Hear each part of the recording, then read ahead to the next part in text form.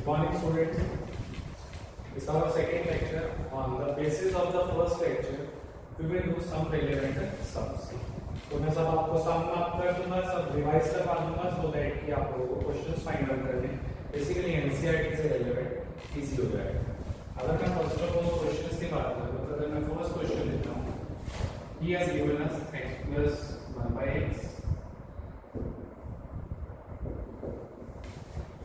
इसी का second part है, इसमें दे रखा है 1 by 2x square minus 3 by 5 and similarly he has given us root x plus 3. हमने फाइंड आउट करना है कि इन चारों में से कौन कौन पॉलिनोमियल है या कौन कौन पॉलिनोमियल नहीं है. मैंने बताया था पॉलिनोमियल की कंडीशंस क्या होती हैं. पॉलिनोमियल्स वही होती हैं, वही अलजेब्रिक एक्सप्रेशन होती है जिनकी जो वेरिएबल की पावर होती है वो नेगेटिव नहीं है. तो हम तो चेक करेंगे फर्स्ट ऑफ ऑल. अगर मैं इस फर्स्ट पार्ट को लेता हूं that is x plus 1 by x. अब मैं क्या करूंगा कि जो वेरिएबल हम लोगों ने स्टैंडर्ड फॉर्म में नोटिस किया था वो हमेशा किसके ऊपर होता था, वो डिनोमिनेटर वाली साइड होता था. तो मैं इसे x को ऊपर की साइड ले जाऊंगा तो मेरी इक्वेशन क्या बन जाएगी, x plus x to the raised power minus 1. अब यहाँ पे हमने चेक कर रहे हैं whether it is polynomial or not. तो पॉलिनोमियल के लिए हम लोग क्या करते हैं, एक्सपोनेंट को चेक करते हैं. एक्सपोनेंट यहाँ पे लिखेंगे, इसका तो 1 हो गया, यहाँ -1 है. तो जैसे ही नेगेटिव आ जाता है तो हम क्या कहते हैं अलजेब्रिक एक्सप्रेशन पॉलिनोमियल नहीं है. So we will call this is x plus 1 by x is not a polynomial.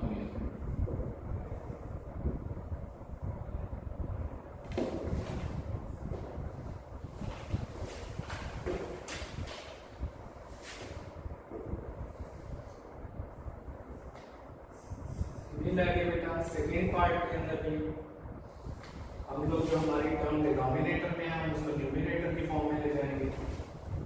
तो मैं इसको ऐसे भी स्प्लिट करके लिख सकता हूँ 1 by 2 multiply 1 by x square. तो that can be written as 1 by 2 multiply x to the power minus 2. So it will become 1 by 2 x minus 2. अब यहाँ पे हम चेक करते हैं वेरिएबल की पावर को. वेरिएबल हमारा x है, इसका पावर फिर से नेगेटिव में आ गया. तो therefore we will write 1 by 2x square is not a polynomial.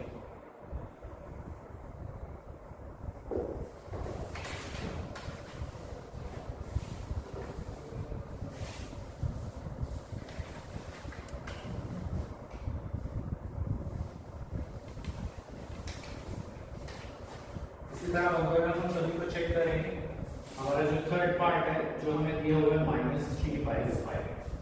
अब -3 by 5 के साथ कोई वेरिएबल नहीं है तो दैट मींस वो कौन सा पॉलिनोमियल होगा जिसके साथ कोई भी वेरिएबल नहीं है but a constant term is given. तो ये कौन सा पॉलिनोमियल है, constant polynomial.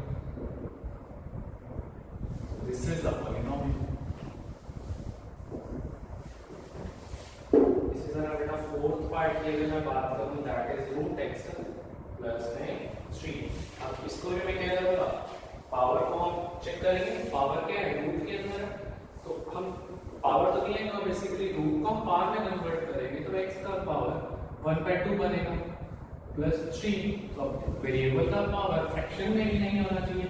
So due to the presence of the fraction as a exponent of the variable it is not a polynomial.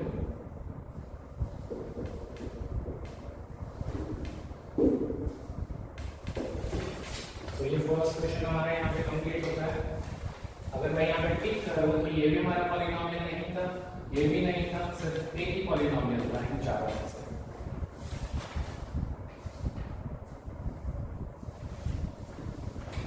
तो नेक्स्ट क्वेश्चन जो हम करेंगे that will be related two degree. हमने इसके अंदर डिटेक्ट करना होगा कि डिग्रीज क्या रहेगी पर्टिकुलर वेरिएबल्स की. सपोज अगर मैं आपको फर्स्ट पार्ट दे देता हूँ 3 by 8 x square minus 2 by 7x plus 1 by 6. तो यहाँ पे हमें डिग्री चेक करना है and for checking degree we will look after the power of exponent. So we will write maximum power of variable x is 2, therefore degree is 2. तो यहां से इस पॉलिनोमियल की डिग्री क्या आ गई 2.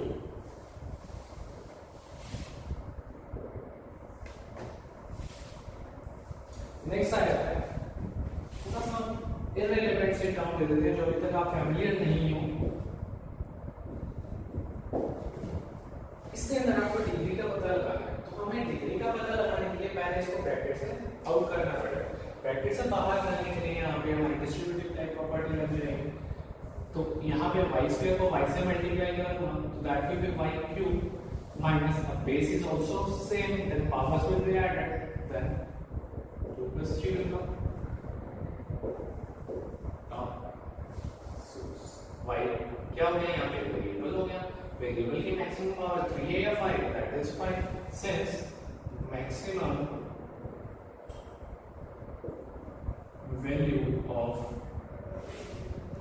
exponent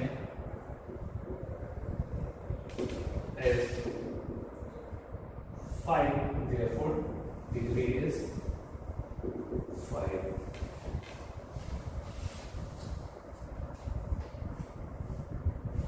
Next one करेंगे relevant to values of polynomial.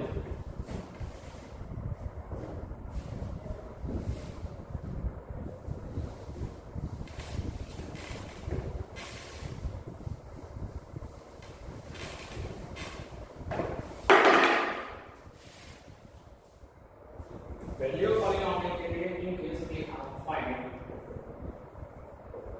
Value of p of x at x is equal to 1 and 2 root 2. तो दो अलग अलग वैल्यूज हम गिवन पॉलिनोमियल्स में पुट करेंगे. इसमें से फर्स्ट क्वाड्रेटा हमें गिवन है that is p of x is equal to 5x square minus 15x plus 10. इसके अंदर मैंने दोनों वैल्यूज पुट करके चेक करूंगा कि हमारा सॉल्यूशन क्या होगा. तो हम लिखेंगे कैसे eight x is equal to 1.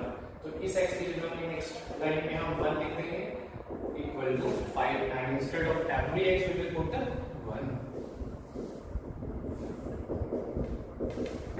हमारा रिजल्ट क्या आएगा 5 minus 15 plus 10. That is 15 minus 15, that is value क्या आ गई 0. इसी तरह अगर मैं सेकंड पार्ट करूंगा eight x is equal to 2 root 2. 2 root 2 कर लो तो यहाँ पे p of 2 root 2 हो जाएगा. सो राइट साइड में x की जगह मैं सब्स्टिट्यूट कर दूंगा 2 root 2 को.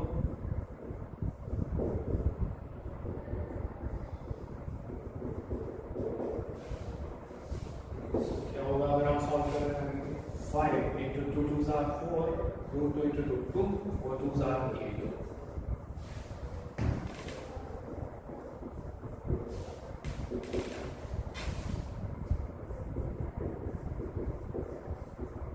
So that will be 50 minus 30 root.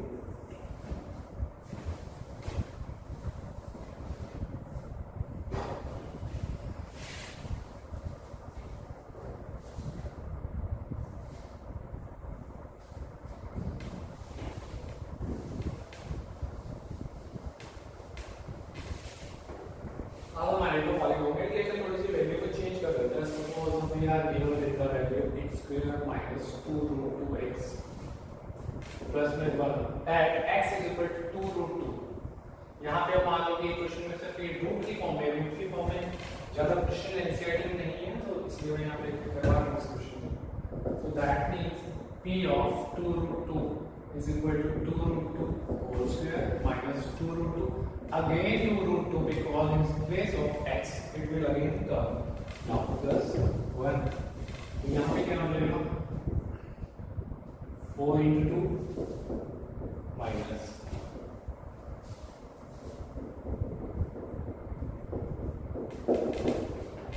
that will be 8 plus 1 को मैंने पहले लिख दिया था that is also again 2. So अगर हम सॉल्व करेंगे तो आंसर कितना आ गया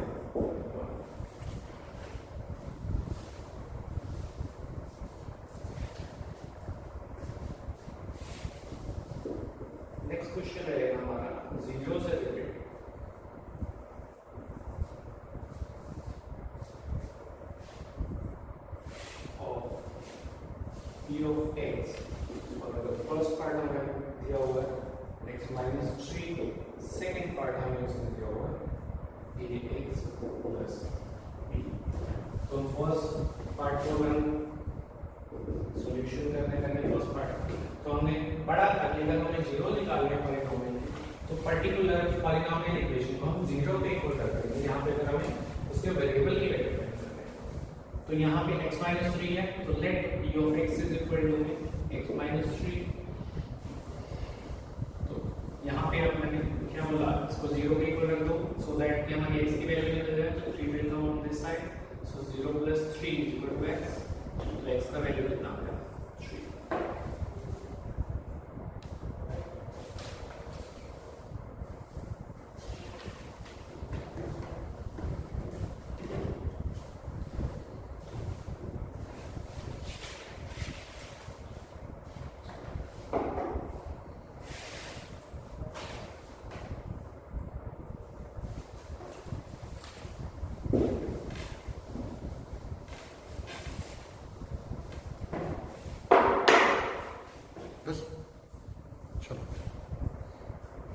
सेकेंड पार्ट है इसका, p of x आपको दिया हुआ है ax plus b।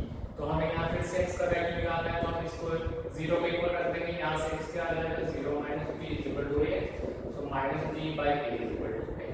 इस तरीके से हम अल्फाबेटिकली भी आपको दे सकता है क्वेश्चन, तो you should know how to do this।